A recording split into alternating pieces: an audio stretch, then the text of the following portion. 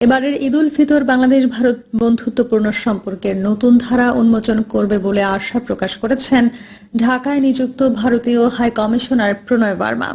শনিবার রাজধানীর মিন্টো রোডে বিরোধী দলীয় নেতার সরকারি বাসভবনে জামায়াতের আমির ডক্টর শফিকুর রহমানের সঙ্গে কূটনৈতিকদের ঈদ শুভেচ্ছা বিনিময় শেষে তিনি এই আশা প্রকাশ করেন।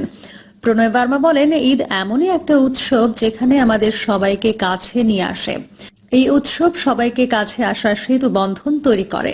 আমরা আশা করি এই ঈদ ভারত ও বাংলাদেশের বন্ধুত্বের নতুন ধারা উন্মোচন করবে, আমাদের মানুষদের মধ্যে সংযোগ আরও বৃদ্ধি করবে।